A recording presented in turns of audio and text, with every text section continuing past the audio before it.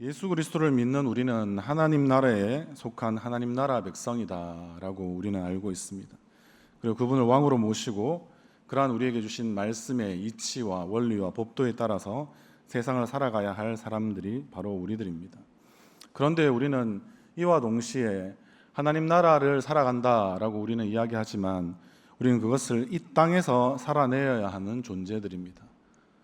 그것을 지난 시간에도 말씀드린 것처럼 우리는 하늘에 속한 자이지만 이 땅을 늘 디디고 살아가야 되는 존재, 그러니까 하늘과 땅을 동시에 살아가는 그런 우리의 삶의 터전으로 삼아야 되는 것이 바로 우리의 정체성입니다.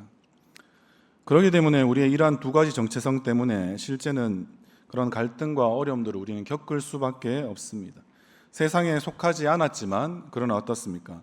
세상에서 살아가는 존재로서 우리는 하나님 나라의 말씀의 법도와 신앙적 삶의 태도를 늘 우리는 지향하면서 그렇게 또 한편으로는 세상의 삶의 원리와 규정을 따르며 그 사이에서 갈등하거나 우리는 난관에 부딪히는 그런 경우들도 많이 있습니다. 우리는 오늘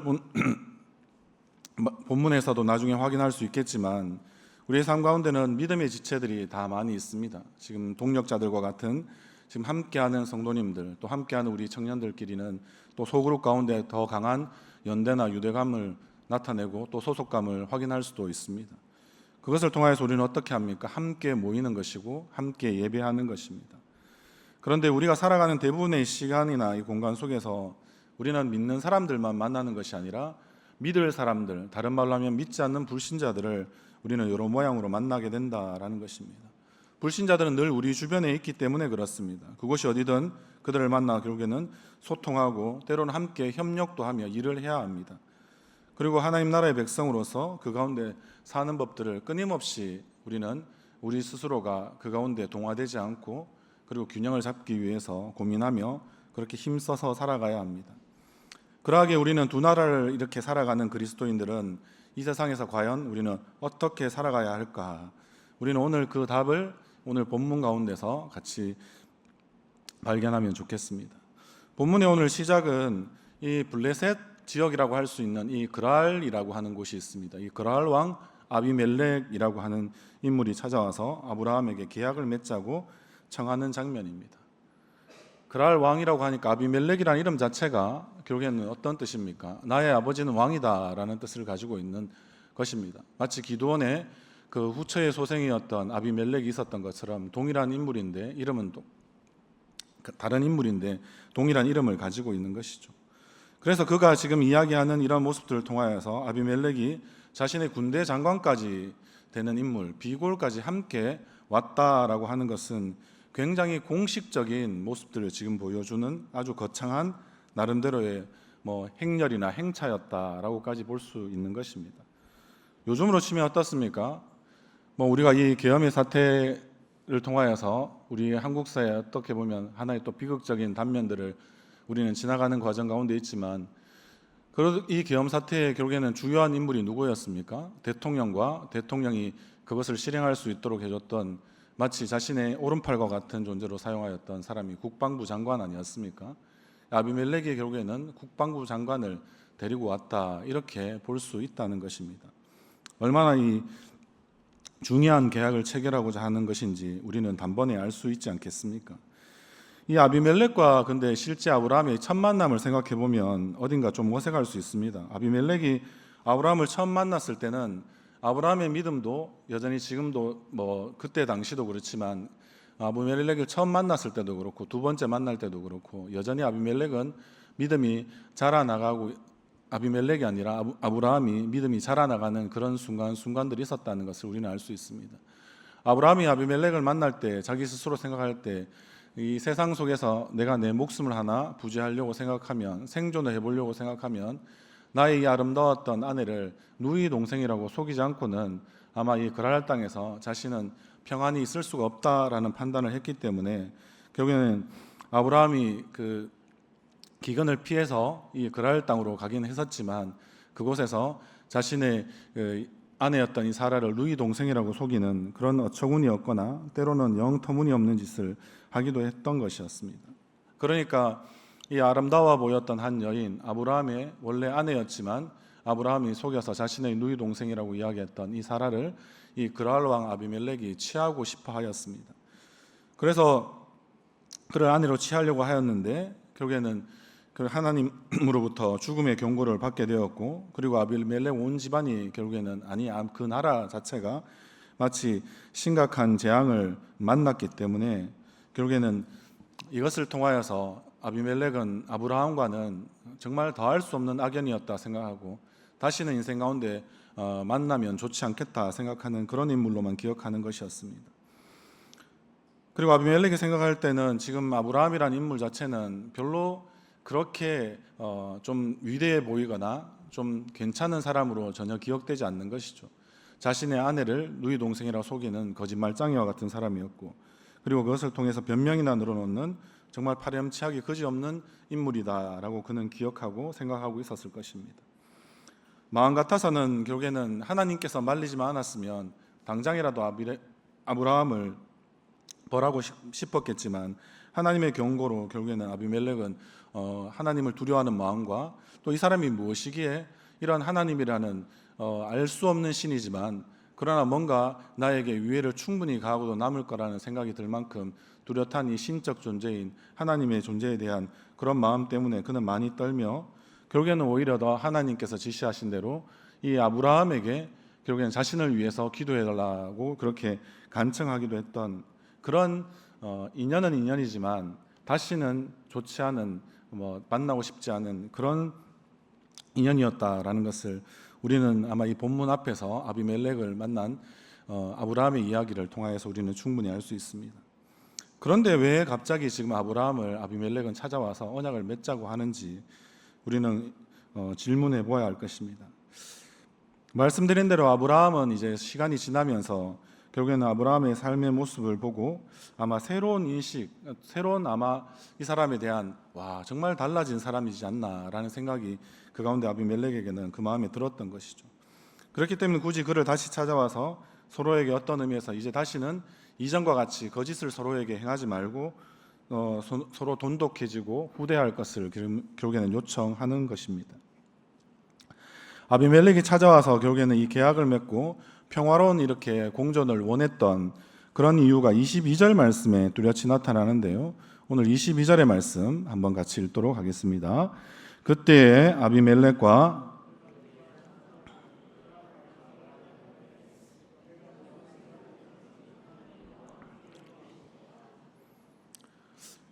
서로 한번 이제 시작점에 인사는 아니지만 서로 한번 좌우 앞뒤로 한번 인사해 보시겠습니다. 어떻게 인사합니까? 너무나 멋진 표현인 것 같아서 그렇습니다. 내가 무슨 일을 하든지 하나님이 너와 함께 계시도다. 길죠, 맞죠? 하나님이 너와 함께 계십니다. 이렇게 한번 인사해 볼까요? 예, 하나님이 여러분들과 함께 계십니다. 하나님이 여러분들과 함께 계십니다.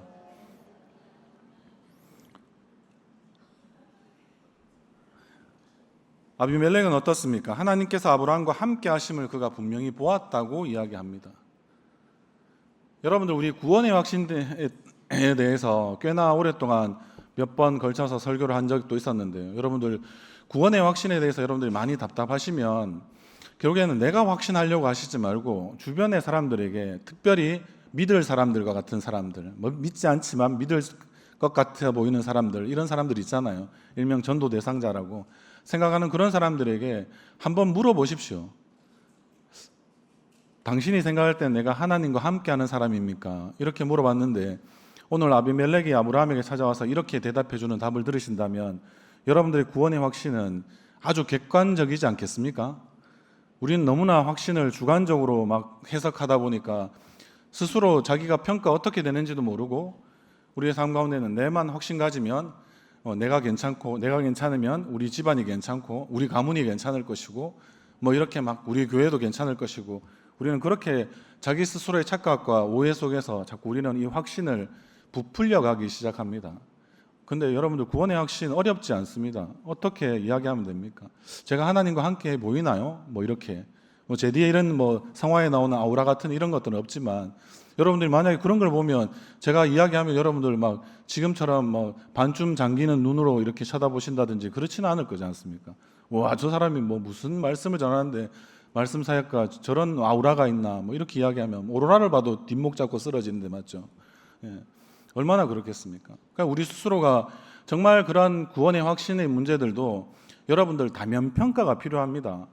자기 자신도 확신할 수 있는 부분들을 말씀을 잘 붙들어서 확신 가운데 거하는 것이 필요 없다는 뜻이 아니라 필요합니다. 그런데 더 중요한 것은 다른 사람들이 보는 나, 이것이 그냥 우리는 자꾸 우리의 생각할 때 뭐 우리 마치 외모를 보는 것처럼 우리 체면 칠해를 마치 하는 것처럼 이런 식으로 생각해서 여러분들에게 구원의 확신을 지금 말하는 것이 아닙니다.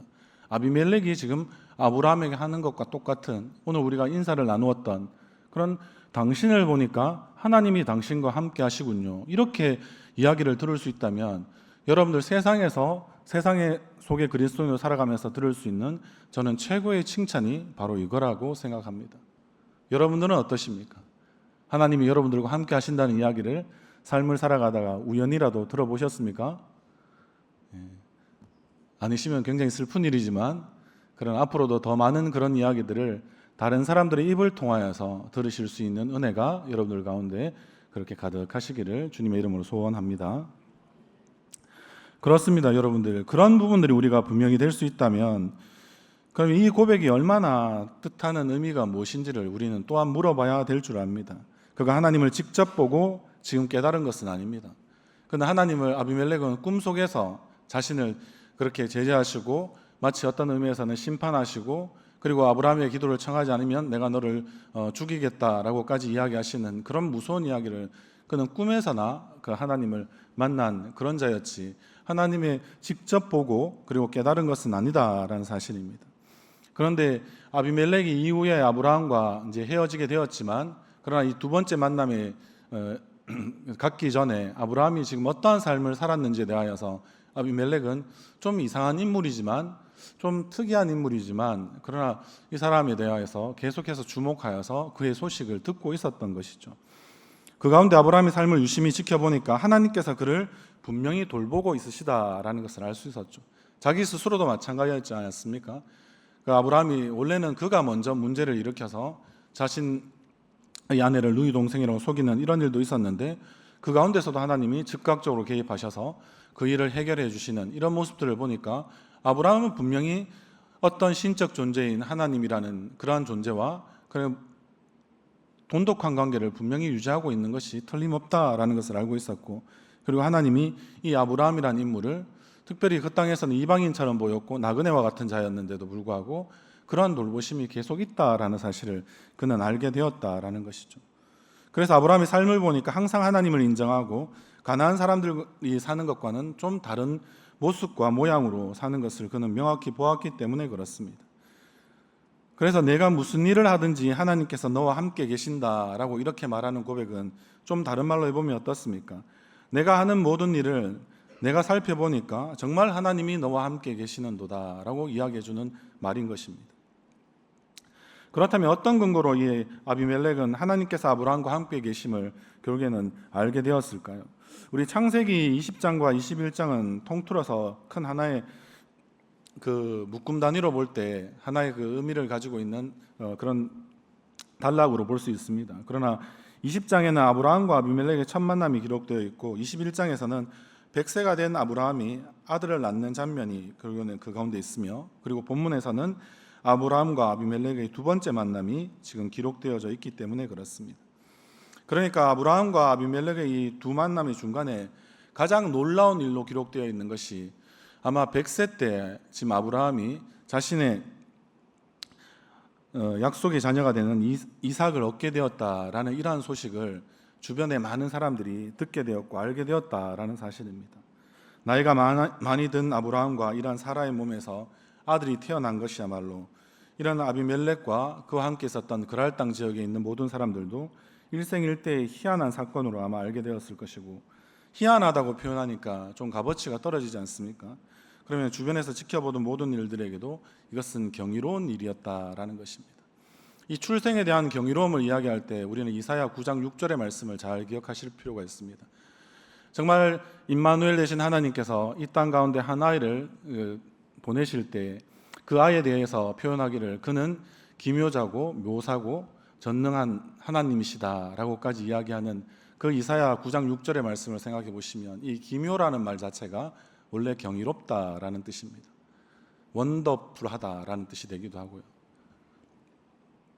우리가 이런 일들을 우리가 생각해 볼 때 마치 우리 예수 그리스도의 탄생과 같은 것처럼 정말 나을 수 없는 상태에 단산되어 있고 더 이상 이제 출생의 소망이 없고 당연히 뭐 나이가 그렇게 되니까 불임일 수밖에 없는 한 여인에게 결국에는 한 아이, 웃음이라는 뜻을 가진 이 아이 이삭이 아브라함의 유일한 아들로서 정말 언약적인 후손으로서 그가 태어나는 이런 놀라운 일들을 주변 사람들이 보고 몰려와서 아주 놀랐을 것입니다. 요즘으로 치면 어떻습니까? 뭐 토픽감이죠, 맞죠? 아니면 뭐 기네스북에 오를 만한 그런 내용들이 될 수 있을 겁니다. 아비멜렉도 이러한 소식을 분명히 알고 있었다라고 우리는 보아야 할 것입니다. 그는 정말 아브라함과의 악연이 있었지만은 그러나 아브라함이 맞이하는 이런 놀라운 기적과 변화를 그는 늘 살펴보면서 살아계신 하나님께서 그와 함께 계신다라는 사실을 깨닫지 아니할 수 없었을 것입니다. 이미 그와 첫 번째 만남에서도 그는 그것을 경험하였습니다. 하나님 직접 꿈에 나타나서 아브라함과 사라를 보호하신다라는 사실을 그는 소스라치게 놀라고 몸소 체험했던 것입니다. 그런데 이 인간 아브라함은 거짓말장에다가 아주 어떻게 보면 비굴하고 그런 기회주의자로 여겼을지 모르지만 하나님은 본 때 그를 그렇게 대접하지 아니하시고 그를 대우하지 아니하시는 그런 모습들을 아비멜렉이 알았던 것이죠. 하나님께서는 아브라함을 선지자로 그렇게 생각하셨고 아비멜렉 또한 그의 기도를 받아야 했으니까 그런 경험도 잊지 못할 아마 그에게는 아비멜렉에는 중요한 기억이 되었을 것입니다. 그래서 아브라함이 기도하자마자 그런 자신에게 임할 재앙들도 더 이상 임하지 않게 되는 그런 일들도 그는 그의 삶 가운데 경험했기 때문에 그렇습니다. 자신이 이러한 개인적인 경험에 아까 이야기했던 대로 아비멜렉이 계속해서 아브라함의 소식을 들을 때 이런 놀라운 일들이 계속해서 일어나는 것을 그는 알았을 것입니다.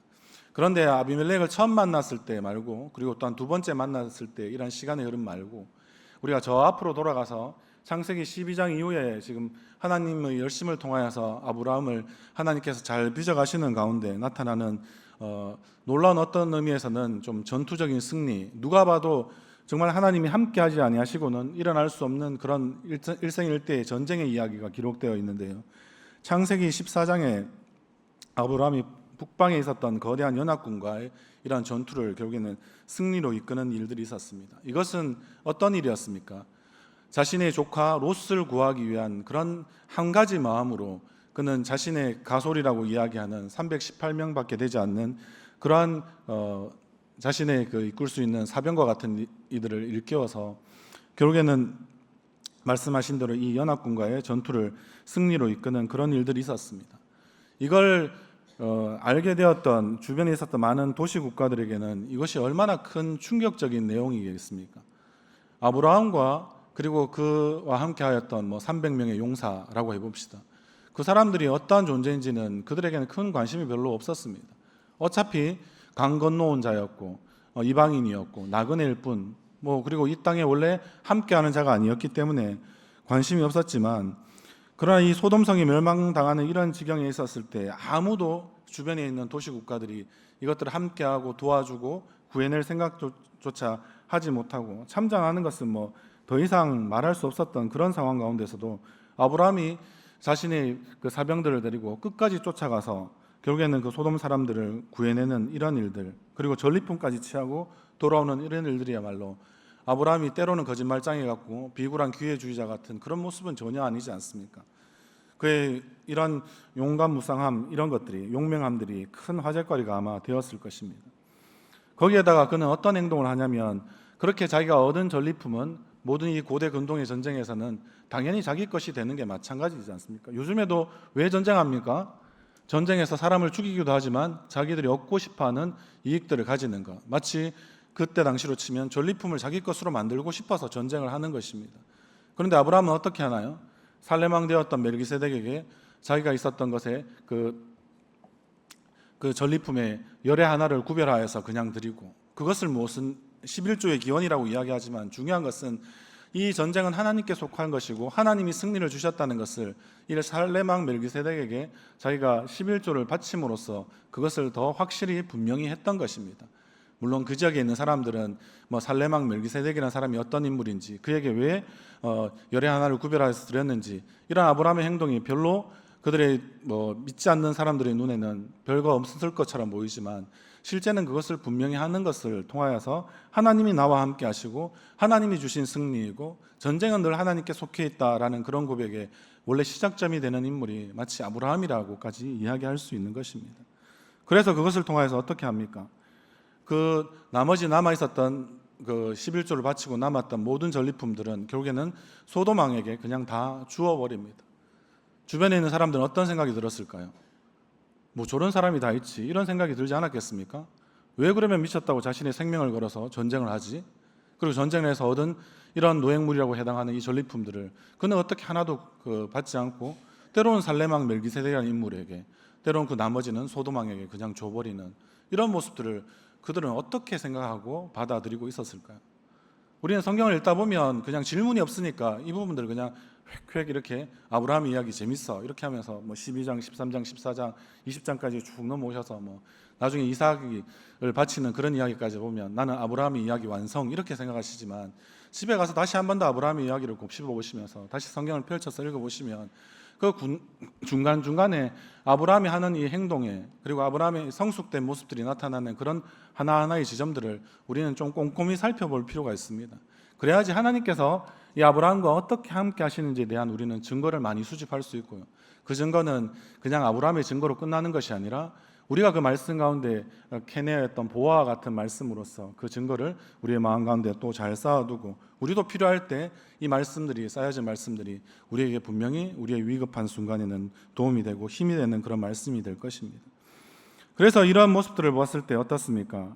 아비멜렉이 지금 판단할 때는 그는 우리와는 좀 다른 삶의 규범이 있고 기준이 있고 태도가 있는 것 같다라는 생각을 결국에는 하게 된 거죠. 그것을 통해서 아브라함도 그래도 나름대로 블레셋 지역 그 가운데서 그랄의 왕이 되는 사람인데 그런 판단력이나 분별력이 없겠습니까? 그는 마침내 생각했던 것이죠. 아브라함에게 일어나는 이런 여러 가지 일들과 아브라함이 행하는 이 모든 행동과 모습들을 볼 때 과연 하나님께서는 이 아브라함과 함께하고 있구나라는 생각들을 그는 하게 되었던 거죠. 그렇게 인정하고 나니까 아비멜렉의 마음에는 어떤 마음이 들었을까요? 두려운 마음이 들죠. 저 사람과 내가 나중에 뭔가 좋지 않아서 한번 전쟁을 하게 될 경우가 생기면 내가 저 사람을 과연 이길 수 있을까라는 두려움이 생기지 않겠습니까? 여러분들도 상황을 봐서 싸우지 않습니까? 아무나 보고 막 달려들고 기분 나쁘다고 달려들고 그런 거는 술을 먹었을 때 할 수 있는 가장 이상하고 용감무상한 무모함이라고 할 수 있죠. 그렇지 않으면 정상적인 사람들은 자기가 상대가 될 사람들을 찾고 그런 사람들과 싸우지, 그렇지 않으면 어떻게 이야기합니까? 손자병법에 나오는 그런 이야기처럼 전쟁을 해서 이기는, 아니면 전쟁을 하는 가장 중요한 방법은 무엇입니까? 결국에는 이기는 것이 목적이 아니라 그냥 전쟁은 상대가 안 되면 피하는 것이 가장 뛰어난 전쟁의 전략이라고까지 손자는 말하고 있지 않습니까? 그런 것처럼 아비멜렉은 그 정도의 머리는 되는 그랄 왕 아비멜렉이었다라는 것입니다. 그래서 저 사람과는 이제 잘 지내야겠구나. 싸워서 이길 수 없으면 어떻게 합니까? 잘 지내는 것이 최상책이지 않습니까? 그래서 화친을 하려고 이제는 아브라함을 찾아와서 평화의 조약을 맺기를 지금 원하는 것이죠.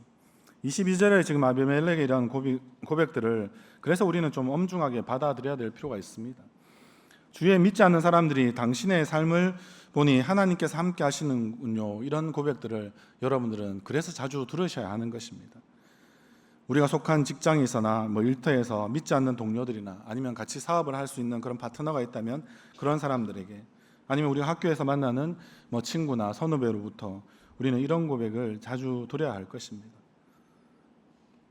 그래서 이런 이야기를 하지 않습니까? 나는 하나님을 믿지 않는데 근데 당신을 보니까 하나님이 계신 것 같다. 얼마나 멋집니까? 이걸로도 한 번 더 인사 한번 해보실까요? 예, 한 번 더 해보시죠. 예. 난 하나님을 믿지 않지만, 같이 한번 해보시죠. 인사하시면 됩니다. 난 하나님을 믿지 않지만 당신을 보니 하나님이 계신 것 같아요. 이런 이야기를 자신이 하나님을 잘 믿는다 하시지 말고 그런 이야기를 많이 들으실 수 있으면 좋겠습니다. 그런데 이게 굉장히 쉬운 말처럼 보이지만 굉장히 무거운 말입니다. 무게감이 있는 말입니다. 이 고백이 평생 이렇게 불신 세상을 살아가는 우리 인생의 목표로 삼을 만큼 저는 중요한 가치가 반드시 있다고 생각을 하기 때문에 그렇습니다. 하나님 나라의 백성으로서 우리는 좀 세상과 다른 구별된 가치관을 가지고 세상과 구별된 삶의 목표와 태도를 지닌 채 우리는 그렇게 좀 살아가야 합니다. 그래서 때로는 오해받아도 그렇게 흥분하지 마시고 또 분노하지 마시고 또 남들이 보기에는 어리석은 결정 같아 보이는 그런 소리를 많이 듣더라도 그 정도쯤이야 라고 생각하시면서 살아가다 보면 반드시 이런 고백은 여러분들이 들을 수밖에 없을 것입니다.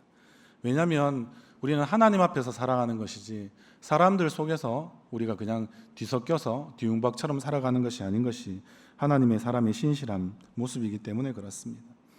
하나님이 우리와 함께 하십니다. 또 우리는 늘 우리 스스로 고백을 합니다. 하나님이 여기까지 인도하셨습니다. 여러분들이 이렇게 말하는 것이 더 좋으십니까?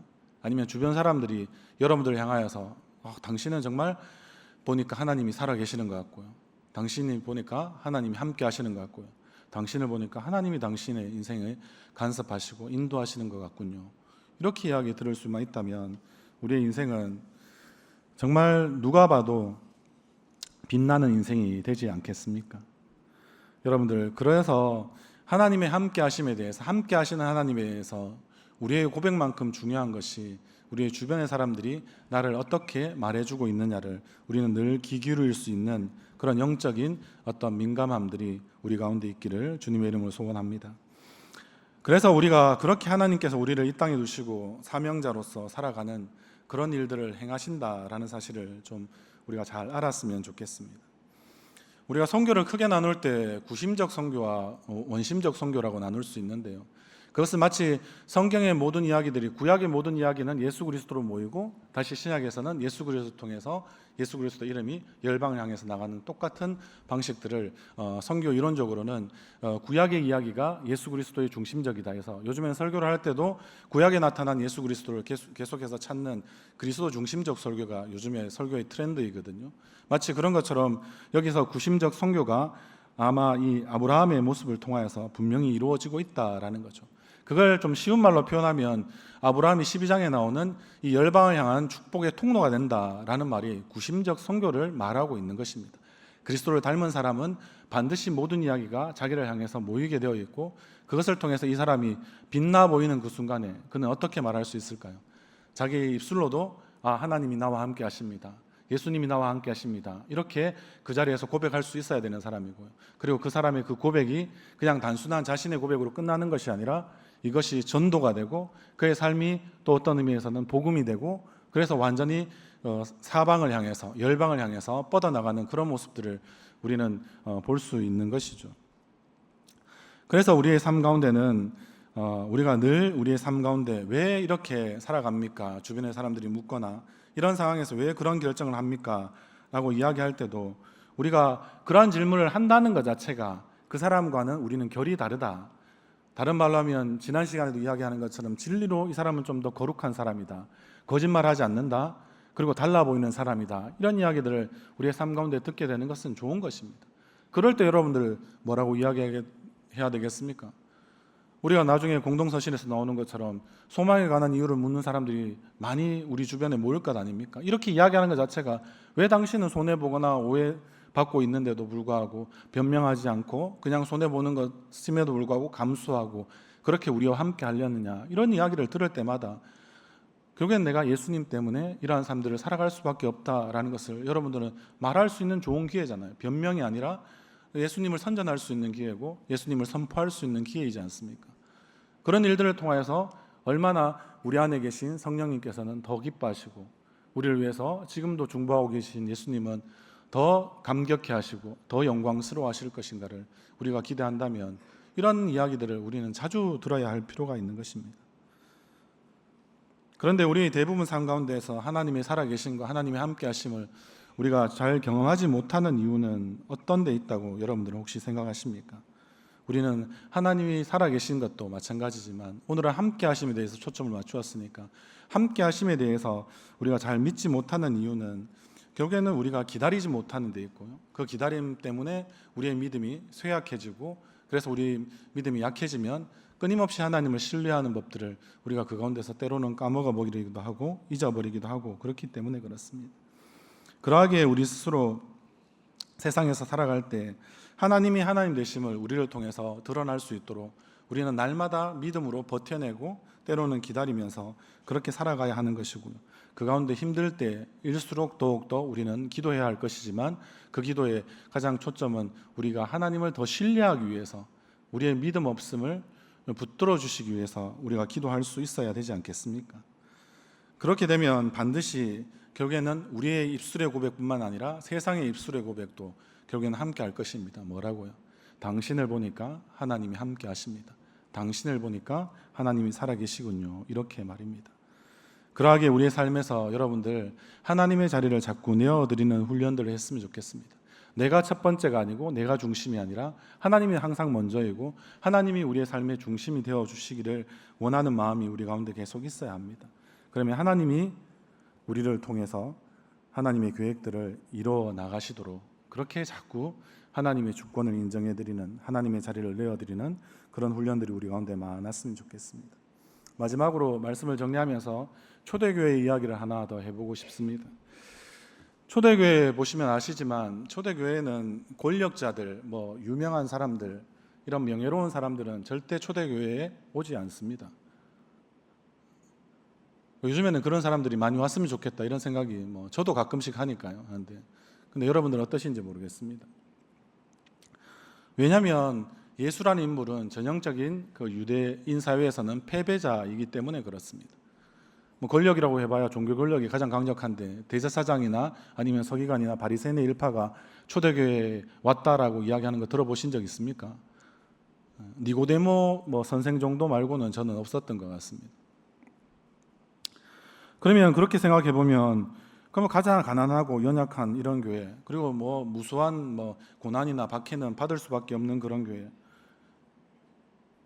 그리고 아까 말씀드린 대로 권력자도 오지 않고 아니면 돈 많은 사람도 오지 않는데 어떻게 이 교회가 마치 성장해 나가겠나 이렇게 생각이 들지만은, 그러나 초대교회는 꾸준히 성장해 갔습니다. 인적 물적 자원이 없는데도 불구하고 말입니다. 그런데 세상과 달랐기 때문에 성장했던 것 아니겠습니까? 그리고 믿음의 정체성을 지키고 구별된 삶을 살았기 때문에 그렇습니다. 초대교회 사람들을 보고, 성도들을 보면서 그 당시의 사람들이 이렇게 물었다고 합니다.